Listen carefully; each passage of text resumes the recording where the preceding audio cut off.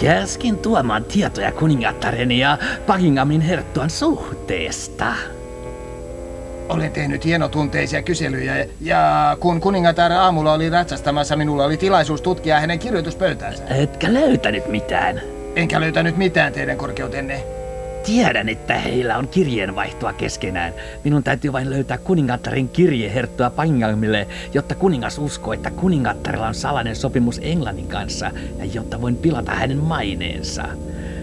Jollakin kuningattaren lähipiirissä täytyy olla tietoa, ehkä hänen palvelijansa tai ystävänsä. Olen tehnyt minkä olen kyennyt. En pääse hänen makuukamariinsa kovinkaan usein. Olet typerä. Ulos täältä. Äläkä palaa ennen kuin olet löytänyt todisteet heidän yhteydenpidostaan. Ympärilläni on täysin kelvotonta väkeä. Yksi poikkeus tietysti on. Kuulitteko mitä sanoin, Greivitar? Kuten sanoitte, mies on kelvoton. Ehkä tämä tehtävä kuuluisi jollekin, jolla on samanlaisia kanavia kuin Buckinghamin herttualla. Joku, jolla on suostuttelun taitoja, joista Greivitar de Winter on niin tunnettu. Herttua on käynyt maatilallani monta kertaa. Hänestä metsästäminen on erittäin hauskaa. Kutsun hänet viikonlopuksi metsästämään, ja koska linnani on niin lähellä Pariisia... Hän yrittää ottaa yhteyttä kuningattareen. Erinomaista, erinomaista. Teidän korkeutenne käski lakean etsiä tietoja. Ehkä hän tekeekin juuri niin. Anteeksi? Kuningattaren lempipalvelija tietää varmasti asioita, joita muut eivät. Olette varmaan oikeassa. Ja pieni suostuttelu, jotain mitä teidän ylhäisyytenne varmasti voisi järjestää. Hyvin mielelläni, Greivitar. Adieu, kardinaali Adieu, rakas Greivitar de Winter. Kyllä, minun pitää kysyä kuningattarelta. Hänen palvelijansa olisi paremmin turvattu, jos 2 minun vartijaani saattaisi hänet kotiin. On erittäin vaarallista nuoren tytön kulkea Pariisin kadulla yksin keskellä yötä.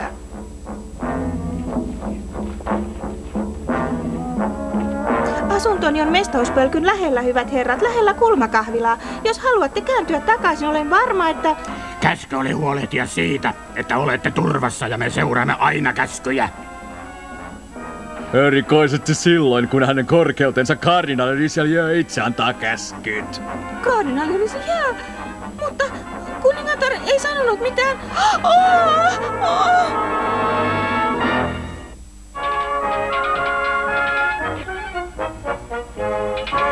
Ei, käytä tilaisuus hyväksisi. Etkö näe, että Aramis väsyy? On väsyvinään. Käytäsi on pitempi kuin Vortoksen, nuori D'Artagnan. Yritä murtaa hänen puolustuksensa ja nuijera hänet.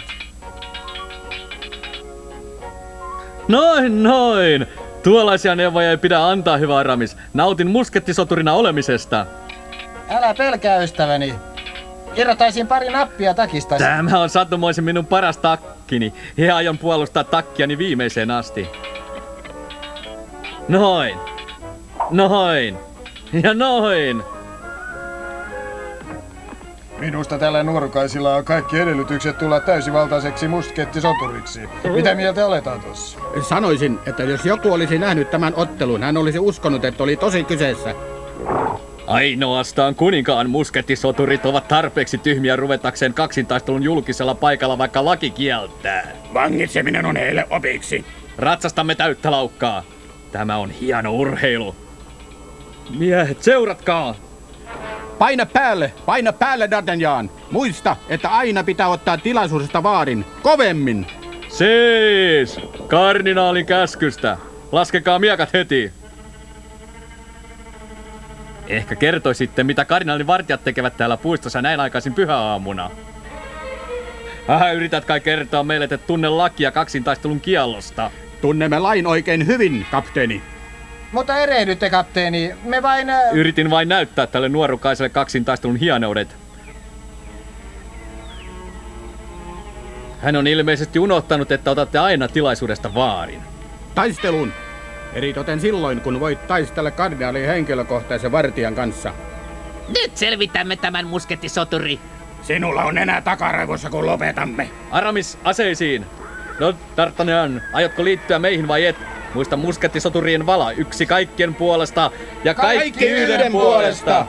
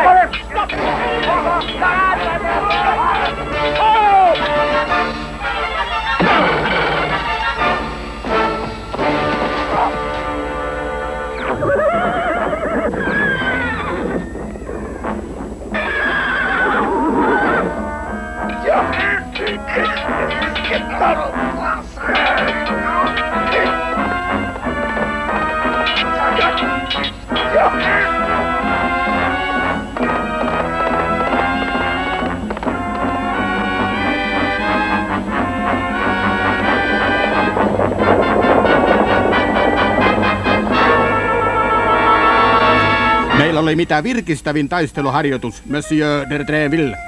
Poika edistyy hyvin, erittäin hyvin. Mikä päivä tahansa hänet voisi viedä kuninkaan eteen.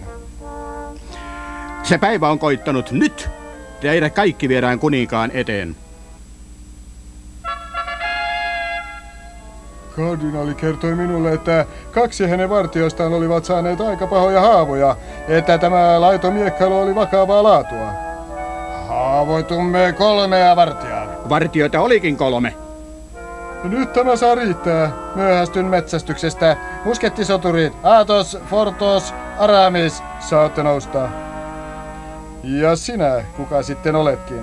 D'Artagnan, teidän korkeutenne. Sade Bas D'Artagnan, Gasconin vaakunnasta ja uskollinen Ranskan kuninkaalle Louis XIII. Aivan, kyllä minä sen uskon. Lähtekää nyt kaikki. Mutta teidän korkeutenne, vartijani ja heidän hevosensa. Heidän ei olisi pitänyt olla puistossa, vaan saattamassa teitä katedraaliin. Adieu, kuninkaamme.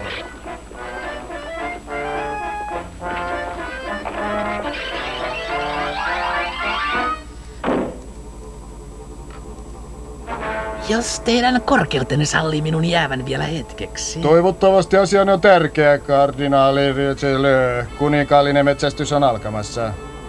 Asiani koskee kuningatarta ja erästä hänen palvelijaa, Mademoiselle Constance Bonavieuxta, joka tällä hetkellä on suojeluksessaan Bastillessa. Minulle on kerrottu, että muutamien kuukausien aikana on käyty vilkasta kirjeenvaihtoa teidän vaimonne, kuningattaren ja Buckinghamin herttuan välillä.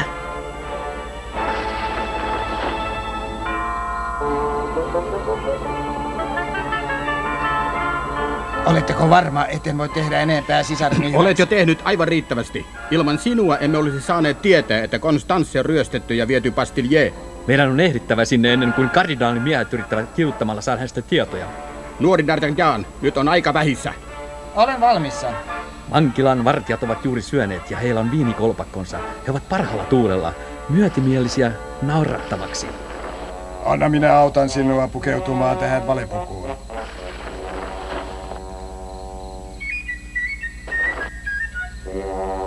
Muistutat äitiäni niin kovasti, että voisin suudella sinua. Uskallapas! Ei ole nyt aikaa väitellä. Tiedätkö varmasti, mitä sinun pitää tehdä? Olemme harjoitelleet 1000 kertaa. Sitten selviät varmasti pian. Me muut häiritsemme vartijoita vankilan ulkopuolella sillä aikaa, kun etsit Konstanssen ja saatat hänet turvaan. Tässä. Ota tämä leipä kainaloon ja muista puhua kuin vanha nainen. En unohda sitä hetkeksikään.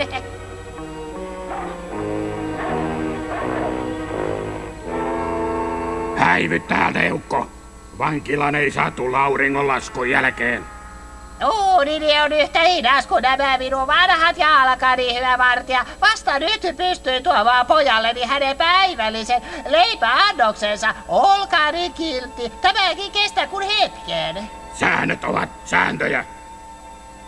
No, päästä tuo vanha eukko tapamaan poikaansa. Mikä tahansa on mukavampaa kuin hänen narisevan äänensä kuunteleminen. Ehkä voisit antaa meillekin vähän tuoretta leipää. Kukaan Pariisissa ei pysty leipomaan yhtä pehmeää, kuohkeaa, herkullista. Hyvä on. Vie leipä pojallesi. Mutta muista, ei mitään temppuja. En halua, että kersantti tulee ja huomaa, että olen päästänyt sinut Bastiljeen illalla. Lupaanhan minä, hyvä vanginvartija. Miehet, miten olisi? Haluaisitteko jakaa pullollisen hyvää reinillistä viiniä kuninkaan 3 parhaan musketisoturin kanssa? Ja koska musketisoturit ovat tulleet niin jalomieliseksi vanginvartijoita kohtaan. Siitä lähtien, kun näimme, että otitte leipää tuolta vanhalta eukolta, mikään ei maistu paremmalta Pariisin kuuluisan leivän kerran kuin viini. No, tässä on kolmakkoni, hyvät muskettisoturit. Ottakaa itse leivästä.